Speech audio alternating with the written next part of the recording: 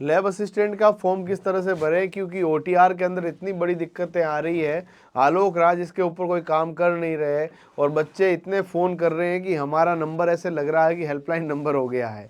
ठीक है, तो यहाँ पर लैब असिस्टेंट की बात करें, देखो सबसे पहली बात, इस वीडियो को अंत तक नहीं देखेंगे कुछ समझ में आने वाला नहीं है। ओटीआर का पंगा क्या है ये भी बता दूंगा और आगे फॉर्म किस तरह से भरना है। सबसे पहले sso.rajasthan.gov.in वेबसाइट खोलकर यहाँ पर आपको लॉगिन करना है। जैसे ही आप लॉगिन करेंगे यहाँ पर रिक्रूटमेंट पोर्टल एक ऑप्शन आएगा। जैसे ही रिक्रूटमेंट पोर्टल के ऊपर आप क्लिक करेंगे आपके पास आएगा ये ओटीआर की डिटेल्स है। आप चाहें इसे एडिट कर सकते हैं और आपका एकदम डिटेल परफेक्ट है तो एडिट करने की आवश्यकता नहीं है। जिसमें आपका नाम हिंदी में लिखा जाएगा और हिंदी में आप कीबोर्ड से नहीं लिख सकते, इनके खुद के वर्चुअल कीबोर्ड से ही लिखा जाएगा।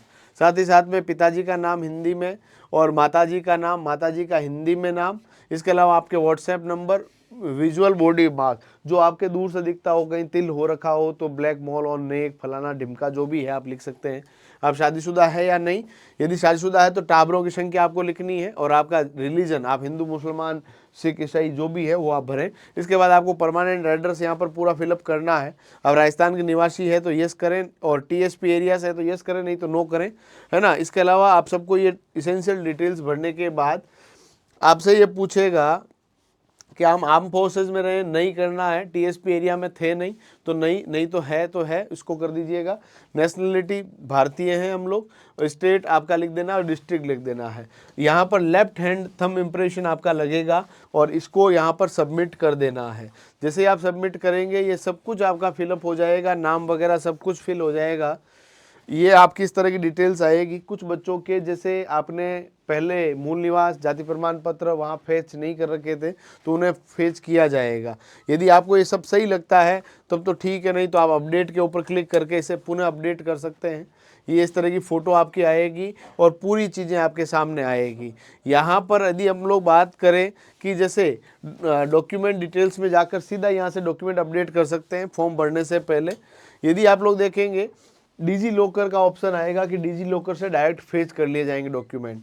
मेरी आपको सलाह है, डिजी लॉकर में बहुत त्रुटियां आ रही है, बहुत दिक्कतें आ रही है, तो आप चाहें तो यहाँ डिजी लॉकर से सबमिट कर सकते हैं, या आपके पास कुछ इस तरह का ऑप्शन आएगा कि ग्रांट डिजी लॉकर एक्सेस के ऊपर क्लिक ना करके आप लोग इसे कैंसिल कर सकते हैं। तो ये आएगा कि एंटर योर डिटेल मैन्युअली, और मैन्युअली डिटेल भरेंगे जिसमें 10वीं का आपको पूरा यहाँ सब कुछ भरना है।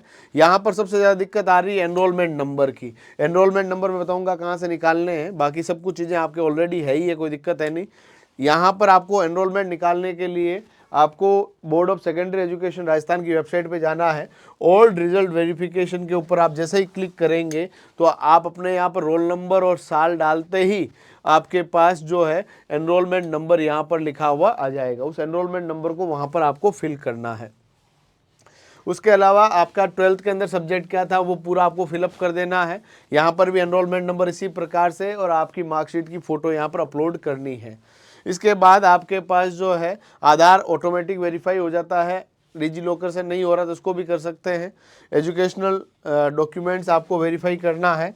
यदि आप लोग बात करें कास्ट सर्टिफिकेट की, आप लोग जो ओबीसी एससी एसटी में हैं तो यहाँ पर जैसे ही आप रजिस्ट्रेशन नंबर डालोगे यहाँ से डायरेक्ट ये फेच कर लेगा, इंटीग्रेटेड है यहाँ से सीधा, तो यहाँ से इस तरह की चीज़ आ जाएगी। आपको सब कुछ सही लगता है तो इसके प्रोसीड, नहीं तो कैंसिल के ऊपर क्लिक करके आप चल सकते हैं।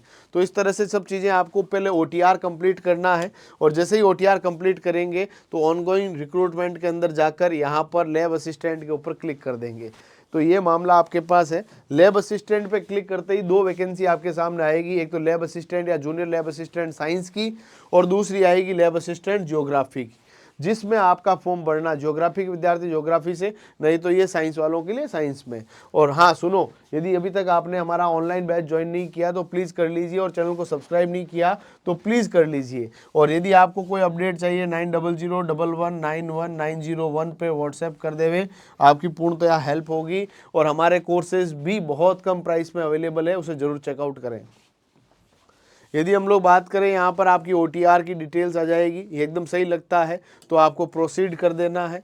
और जैसे ही प्रोसीड करेंगे तो आपकी मोबाइल नंबर और पूछ लेगा कि सब सही है या नहीं, आप इसको यस करेंगे तो आपका यहाँ पर जो है डोमिसाइल डिटेल, यानी आप किस देश के हैं, राज्य के हैं, सब कुछ आपके सामने आ जाएगा। यदि आप स्पोर्ट्स पर्सन है तो यस करें, नहीं तो नहीं करें। यदि आप एक्स सर्विसमैन है तो यस करें, नहीं तो नहीं कर दें। इस तरह से पूरी डिटेल फिलअप करने के बाद आपकी शैक्षणिक योग्यताएं जो है ये ऑलरेडी वहाँ से आपने कर रखी है, जो आपकी शैक्षणिक योग्यताएं हैं ऑटोमेटिक फेच हो जाएगी। इसे भी चेकआउट कर लीजिए कि भाई मेरी एकदम सही है या नहीं। उसके बाद आप लोगों से पूछा गया है कि मेरी सब कुछ चीज़ें सही है, तो यहाँ पर आपको सबमिट का ऑप्शन आएगा और सबमिट होते ही आपकी फ़ोटो, आपका सिग्नेचर हिंदी अंग्रेजी दोनों में और आपका थंब इम्प्रेशन रहेगा। उसके बाद आप लोगों से पूछेगा कि भाई इस तरह का फॉर्म आ गया है, तुम्हारी फ़ोटो आ गई, सब कुछ चीज़ें आ गई, तुम्हें ये सब सही लगता है क्या। पूरा इसमें कहेंगे कि भाई तुम पढ़ लो, एकदम सब सही लग रहा है कि हाँ जी सही लग रहा है, तो डिक्लेरेशन के ऊपर टिक कर देना। और यहाँ पर आपके पास यदि आपको गलत लग रहा है तो अपडेट पे क्लिक करेंगे, और आपको एकदम सही लग रहा है तो फाइनल सबमिट के ऊपर क्लिक करेंगे। और जैसे ही सबमिट करने लगेंगे तो आपकी ईमेल आईडी और फ़ोन नंबर पे एक OTP के लिए मैसेज करेगा कि OTP भेज रहा हूँ, और जैसे ही OTP आएगी उस OTP को वेरीफाई कर देंगे। आपका कंप्लीट फार्म इस तरह का भर के आपके सामने आ जाएगा। इसका प्रिंट आउट अपने पास रख लीजिए। इस तरह से आप लैब असिस्टेंट का फॉर्म घर बैठे भर सकते हैं। और हाँ, यदि आप ई-मित्र पे भी जा रहे हैं तो इस वीडियो को देखना, साथ ही साथ में अपने दोस्तों को भी इसे चुपके से शेयर कर देना, ताकि फॉर्म भरते समय किसी भी प्रकार की त्रुटि ना हो।